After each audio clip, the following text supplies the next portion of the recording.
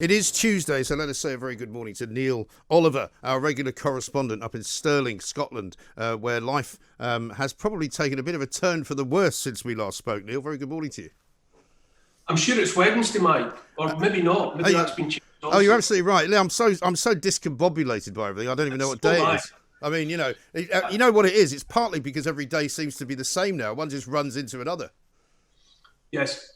No, I heard you mentioning all the new stuff about the lockdown. I like a lot of people, I'm not even fully keeping up with it anymore. Yeah.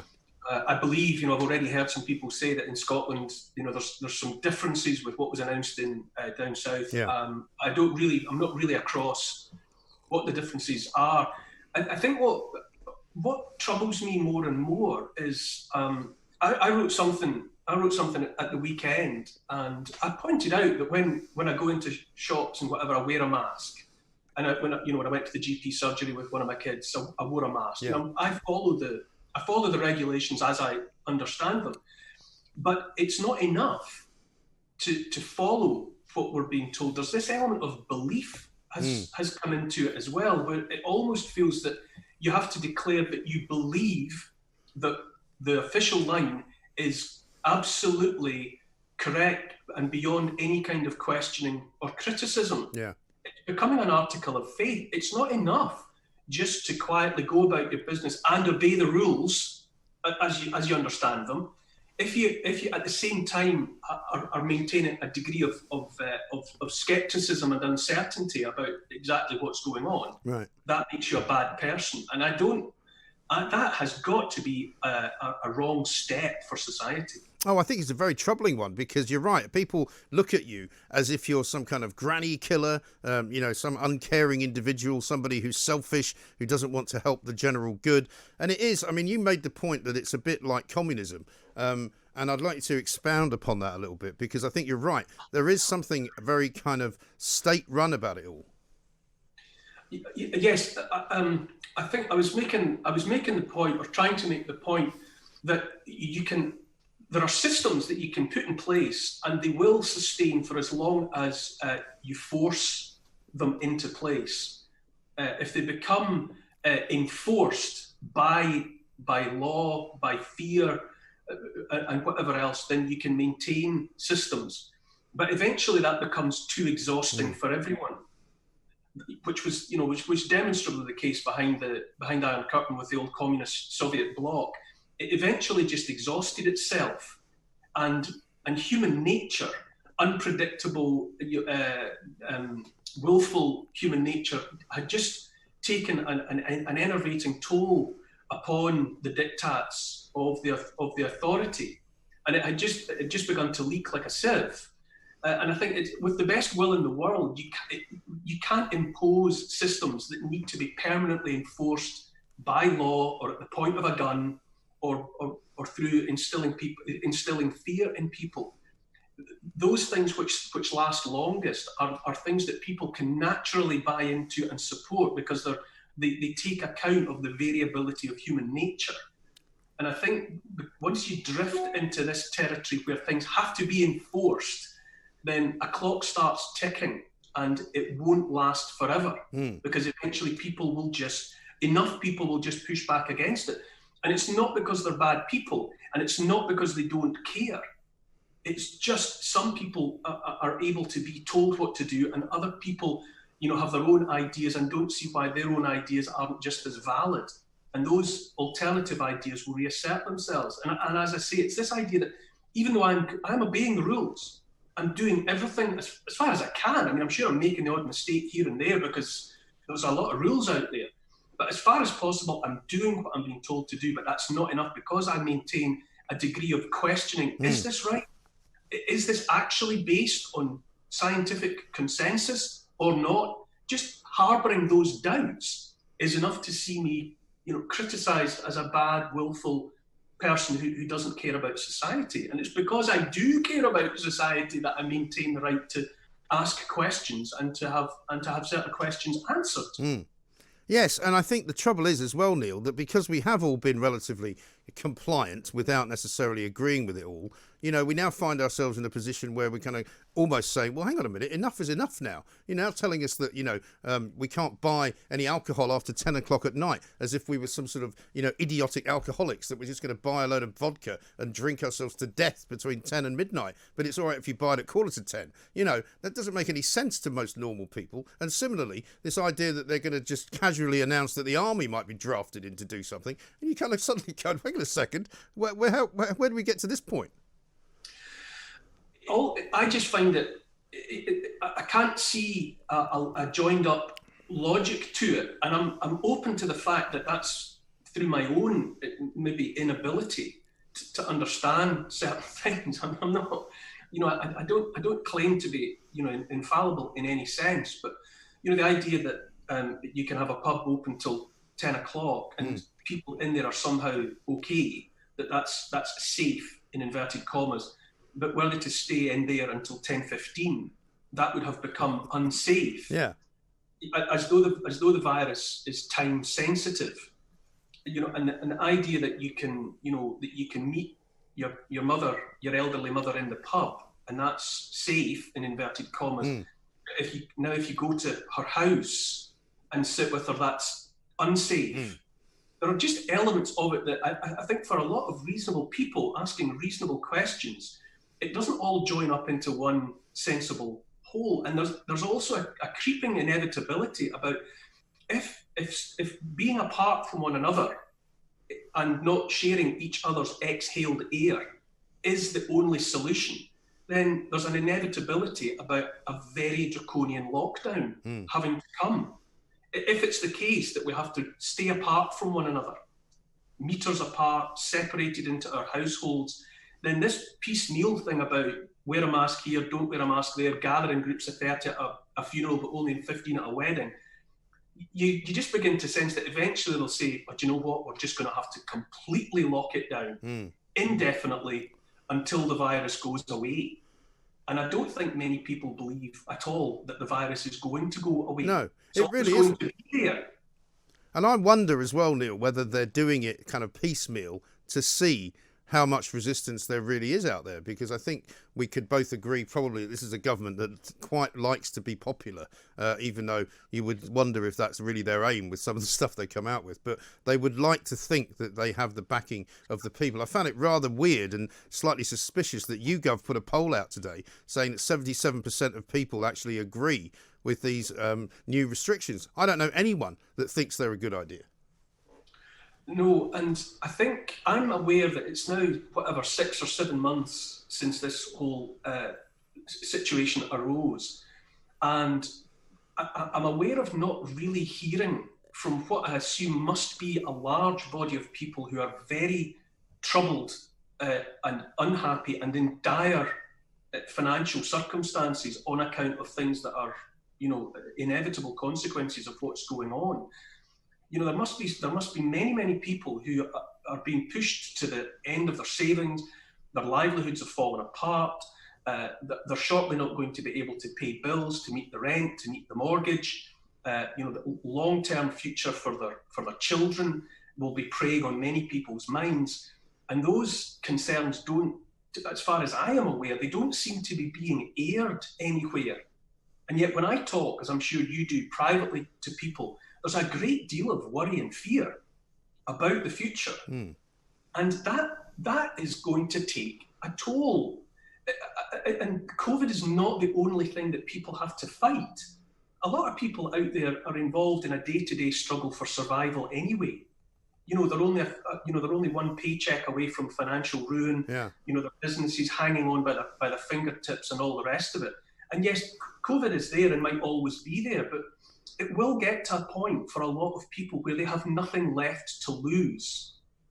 You know, if they're going to be bankrupt or unemployed or poverty-stricken, or if their emotions are collapsing under the weight of stress and depression, then obeying yet more rules about avoiding the virus, people will just have no alternative but to break the rules because they don't have anything left to lose anyway.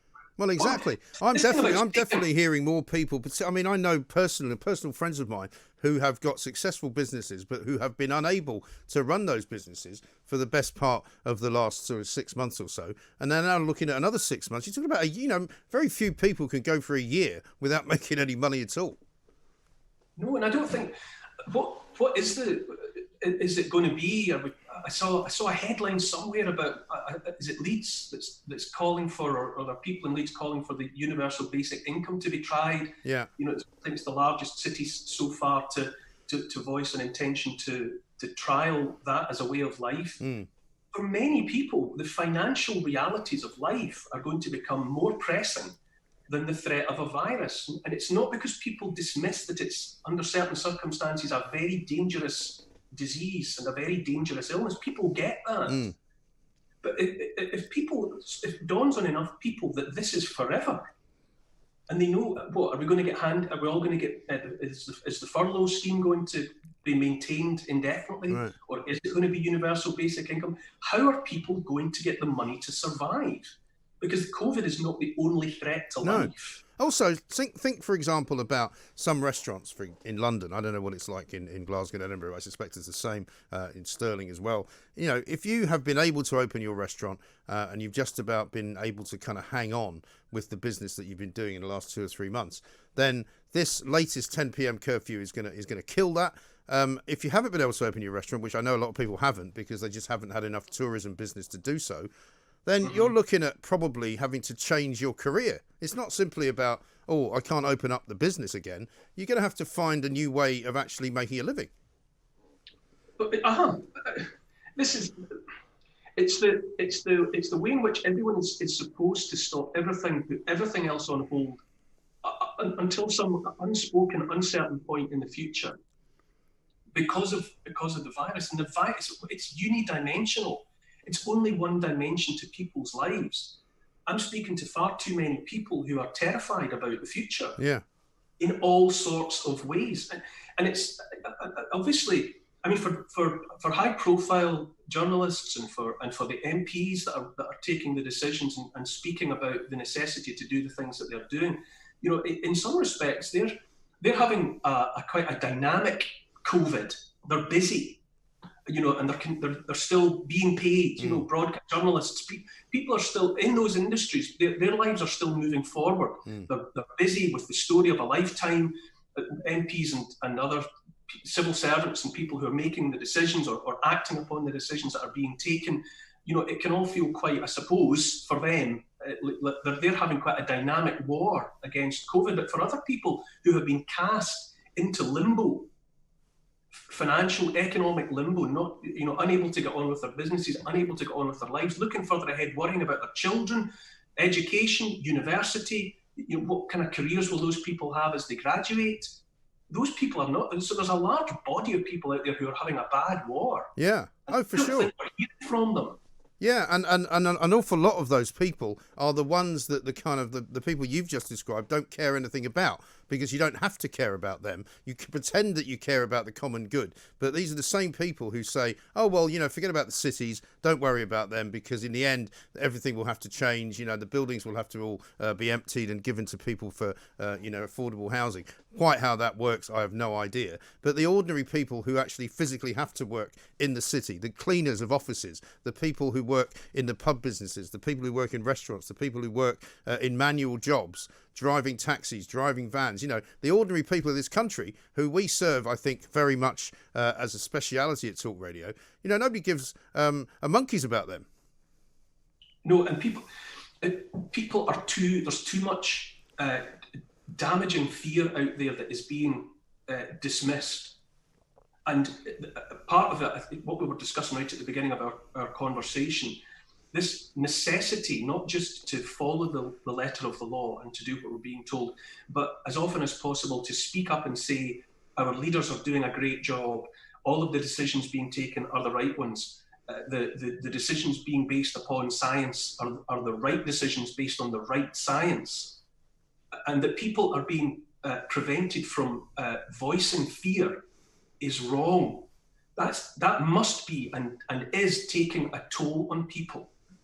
to be developing a situation where, again, we've talked about it before, where people are frightened into silence. Talk of putting the army on the street. Now, however that manifests itself, and I'm sure it will just be the case in reality that troops will be used to free up some of the police from other duties so that they're available to be, out on the street doing the things that police do. I mean, I'm sure. Well, except that rather ironically, Neil, what they are suggesting that the police are then doing is not what the police usually do, but it's standing about making sure people are wearing masks. Yeah, and this is fear for people, and to be taking a stance. The message that's coming out that if you say that you're frightened, and a lot of people's reactions to what's going on, non-compliance, if you like, it's fear manifesting itself in real life. Yeah. People breaking rules, going to see parents, or gathering together in the wrong kind of groups in the wrong kind of places.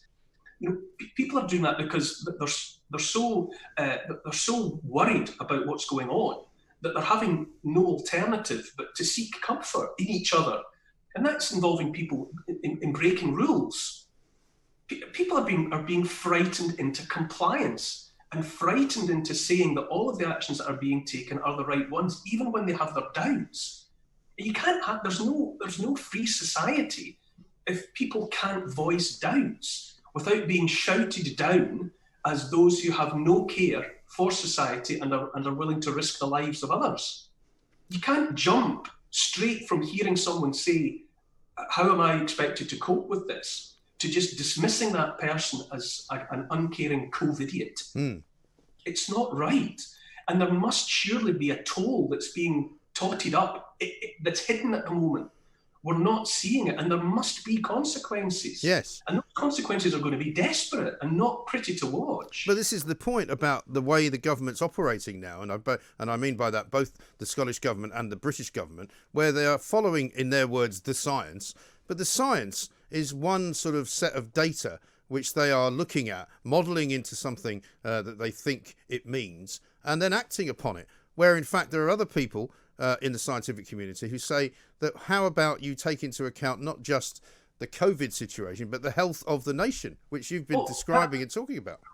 That letter, there was a letter, yes. I've seen it referenced on social media. Yeah. It was obviously countersigned by, I don't know, it looked like about 20. That's right. Yeah, Hugh Pennington. Hugh Pennington's one of them.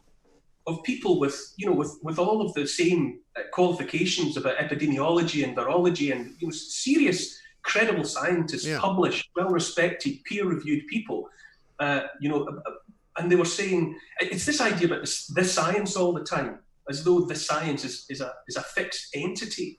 Science is a constantly evolving process of clever people making painstaking research and trying their best to draw conclusions from the research that they're doing. But at no point does it arrive at a full stop where you say, that's it. These are the answers. This is the path that's to be taken. And I'm not seeing much coverage in the mainstream about this letter, right. Far less its signatories. And I'm sure in the scientific community that many of them or all of them are every bit as credible as the experts whose advice is being listened to and acted upon as though it's gospel. Oh, absolutely right. And there is no doubt that there are alternative viewpoints, but the worry that a lot of people have now got is that this is a government which is kind of operating with one eye on the future inquiry into what they did. And they're basically ruling almost in a sort of back to the future style in case people look back and say, well, you should have done something better. And to get away from matters scientific to matters practical, how are people supposed to live? If we can see this drift towards a second lockdown, I mean, to me, it just seems inevitable that we'll have to go back to where we were back in March and whatever. And what will that do to people whose, as we've discussed, whose economic situation is already parlous? People whose businesses have gone to the wall, who've used up all their savings, who've lost their jobs. I don't, as a reasonable member of the community, understand where the money's supposed to come from. No. Are they just going to borrow another $1 trillion and dish it out? Well, your guess is good as mine, Neil. I mean, that's the trouble. And the more you think about it, the more ridiculous it seems. But yet, you know, I feel, thankfully, there are people like you that I talk to and sensible people that listen to this show who call in. But sometimes you feel as if you're the only sane man in the room and everybody else has gone nuts. You do. I'll go on from this. You know, we'll emerge from this, you know, this bubble, and you know, I'll be shouted down, metaphorically speaking. Yeah, all I'm doing is voicing uncertainty, and to me, the responsibility of reasonable people is, on the one hand, to, you know, listen to what is the dominant thinking and to abide by the rules, but also to keep an open mind to the possibility that there's another way of dealing with things. Yeah, that's only a mature and reasonable position to take. And this sense that the government and the authorities at the moment seem to feel as if they've got themselves so far down one road that they cannot but continue as though they've been right all along, when nobody would think less of them. We know that COVID appeared out of a clear blue sky. We still don't understand what it is. And if people stand up and honestly say, certain measures that we took, that wasn't right, we could have handled that better, and now we're going to change direction and do things differently, I think the mass of the population would just breathe out a massive sigh of relief and say, yes, good, right, let's see what, you know, let's try something else. Yeah, well, exactly. That would appear to be nothing more or less than a sign of weakness, and to admit some kind of unforgivable error, and it's not the case. It really isn't. Neil, we're out of time, sadly, but another fascinating conversation. Thank you for that, and best wishes to all of you guys up there north of the border. Neil Oliver talking there a great deal of common sense, because in the end, right, here we are at the same juncture that we were at sometime before this.